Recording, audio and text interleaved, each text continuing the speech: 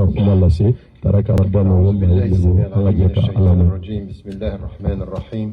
Assalamu alaikum wa rahmatullahi wa barakatuh.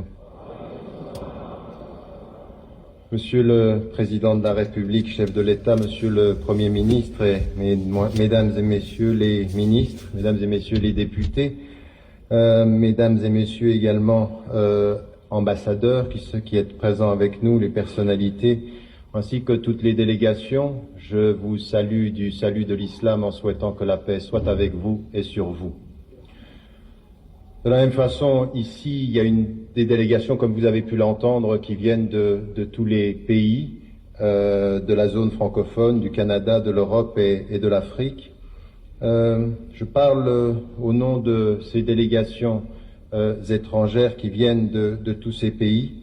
Je parle aussi en entendant tout à l'heure cette jeune fille qui nous récitait ses propos en nous demandant de nous lever, comme un papa qui salue ici, pour nous rappeler à tous ce que c'est qu'aussi le message de l'islam quand on est un papa, la présence de ma propre fille en espérant que Dieu, quand il m'a donné la joie d'être père, fasse en sorte que ce ne soit pas simplement une transmission de sang, mais une transmission de spiritualité et de sens.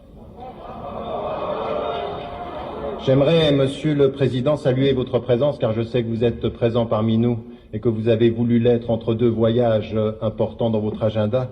C'est pour nous important qu'un président, un chef de l'État en exercice puisse être présent au moment où des femmes et des hommes qui viennent de toutes les zones francophones se réunissent pour réfléchir ensemble à un certain nombre de défis, mais également à des défis qui sont communs et des difficultés auxquelles nous devons faire face. Lorsque nous avons commencé nos travaux du CIMEF en l'an 2000, c'était en Côte d'Ivoire à la suite de ce qui se faisait déjà d'ailleurs dans la sous-région avec le CIFRA, mais nous avions commencé à discuter ensemble des musulmans francophones, compréhension, terminologie et discours.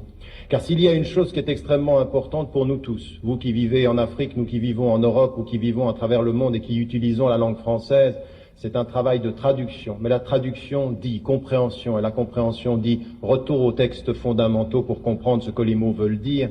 Tant aujourd'hui, dans et sur la scène médiatique, les propos utilisés pour déterminer l'islam, pour qualifier certains concepts, comme celui qui apparaît aujourd'hui tellement souvent, qui est le concept de djihad, sont mal utilisés, mal traduits. Et nous avions à nous asseoir ensemble pour relever le défi terminologique d'abord. C'était il y a exactement 10 ans. Nous fêtons aujourd'hui nos 10 ans de travaux en commun, puis ensuite nous avons travaillé sur la scène internationale et les expériences d'une éducation adaptée, c'était au Bénin en 2002. En 2004, nous avons encore une fois pris le temps de discuter de nos réalités entre texte et contexte, tant il est important pour nous de comprendre que la fidélité au texte suppose une compréhension adaptée des contextes spécifiques. Car si l'Afrique n'est pas l'Europe, si l'Europe n'est pas le Canada, il importe aux intelligences particulières, là où nous vivons, de comprendre où nous vivons, car les seules bonnes réponses fidèles aux principes, ce sont celles qui savent prendre en compte les contextes spécifiques dans lesquels nous vivons. Nous nous sommes ensuite rencontrés en 2006 au Burkina Faso et nous avons parlé de ce qui a été mis en évidence aussi aujourd'hui, l'islamophobie qui apparaissait de plus en plus comme une réalité avec le potentiel choc des civilisations. C'était de l'islamophobie au choc des civilisations pour dépasser ces perceptions négatives. Et comme il a été dit, le CIMEF au Togo, il y a 2 ans, en 2008, parlait de ces objectifs du millénaire que les Nations Unies avaient déterminés positivement, islam et développement, les musulmans face aux objectifs du millénaire. Donc voilà des thèmes sur lesquels nous nous sommes rencontrés, autour desquels nous avons travaillé. Et cela m'amène à dire une chose qui est importante. Il faut que nous comprenions, au moment où, devant cette salle remplie, devant des délégations, devant le pouvoir en exercice, quelles sont finalement les intentions qui étaient derrière le CIMEF et quelles sont les intentions qui aujourd'hui nous nourrissent.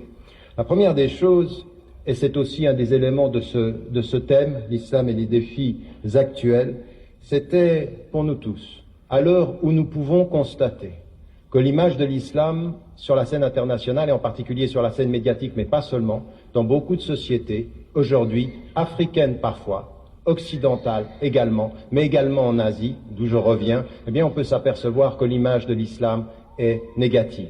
L'idée qui a façonné le CIMEF il y a 10 ans, c'était de dire à chacun d'entre nous, il n'y a pas à développer une mentalité, un état d'esprit victimaire. il faut que nous devenions les sujets de notre histoire. C'est à nous de prendre en charge la bonne compréhension de nos principes, la bonne compréhension de cet islam qui nous façonne et qui nous fait vivre, la bonne compréhension d'un islam en profondeur, loin des réactivités émotionnelles. C'était donc l'idée que nous avions à travailler ensemble, à développer l'esprit critique, c'est-à-dire une foi profonde et questionner nos principes pour mieux les comprendre. Ce que nous avons voulu également, et votre présence nous y aide, comme toute la présence de tous les officiels, mais tous les citoyennes et tous les citoyens ordinaires, d'être capables d'assumer ce que nous sommes.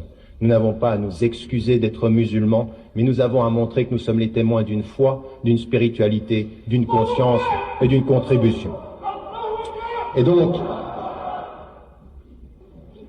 donc, pour continuer, être sujet de son histoire, assumer et espérer également que vous, Monsieur le Président, que vous, Monsieur le Premier ministre et l'ensemble des ministres, femmes et hommes en activité, vous puissiez, sans l'oublier, car ce qui est important, ce n'est pas de parler de l'islam uniquement comme d'un beau message, mais c'est de montrer, quand on a du pouvoir, que le pouvoir, quand il est nourri de l'éthique musulmane, est un pouvoir qui lutte contre la corruption, qui promeut la justice, défend la dignité des hommes et promeut le droit des pauvres partout où nous vivons. Ça, ce sont les contributions de l'islam. Ce sont ce que nous devons apporter, ce sont des messages que nous devons apporter. Et si le CIMEF a un sens aujourd'hui, de réunir toutes ces délégations qui viennent du monde entier, c'est de porter ce message-là, assumer ce que nous sommes, être les sujets de notre histoire, contribuer là où nous sommes, et en particulier quand nous sommes dans l'exercice du pouvoir.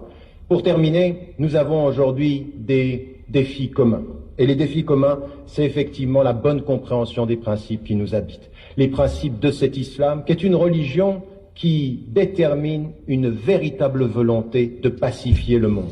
Mais qui dit qu'avec la volonté de pacifier le monde, chaque femme, chaque homme, ici, avec ou sans titre, qu'on soit citoyen malien, citoyen burkinabé, citoyen européen, ou qu'on soit président de la République, au bout du compte, devant Dieu, il ne restera aucun titre. Il restera l'être dans son cœur.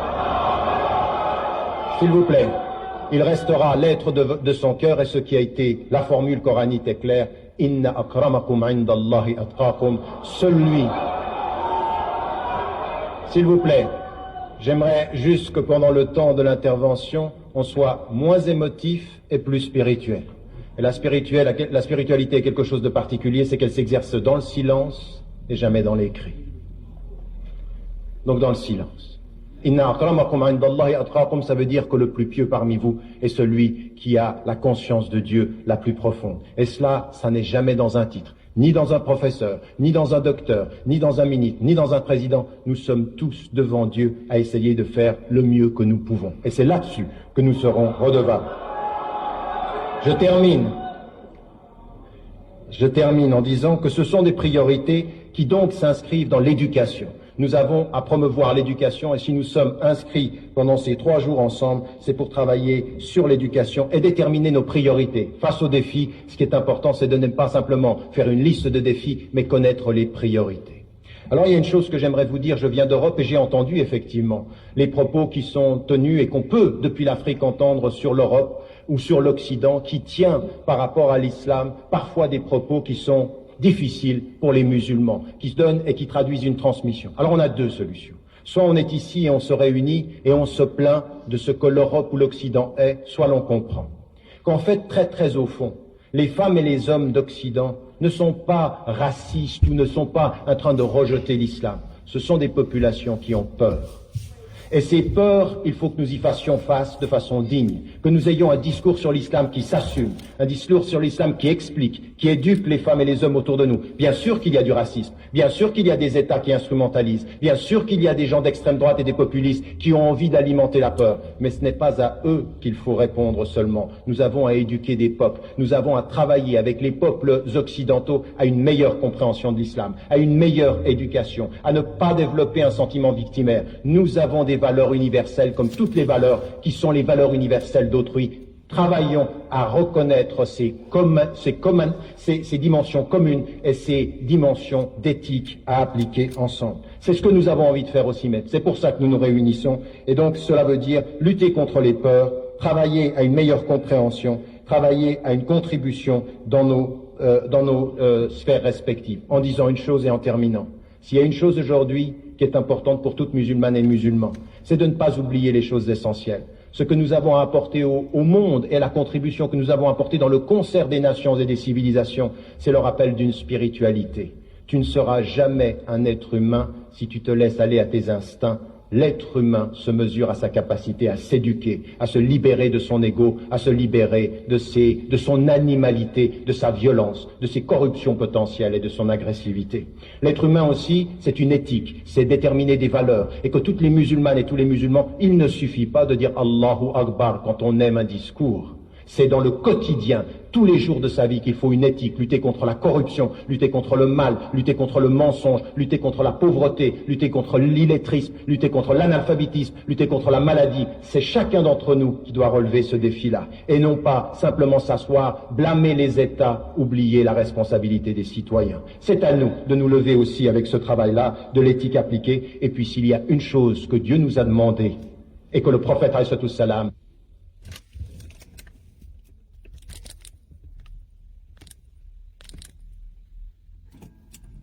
comme voix, si vous êtes proche de Dieu, ça se sent dans votre façon de changer le monde. Wassalamu alaikum wa rahmatullah. Jamana ma fama wula ka tarake Ramadan kunbe ka fo ba ira ka fa kuma mun fo kuma bawdo kuma na famaw do awa ambala jere ma kuma mun fo anse ka bela jere fo da kuma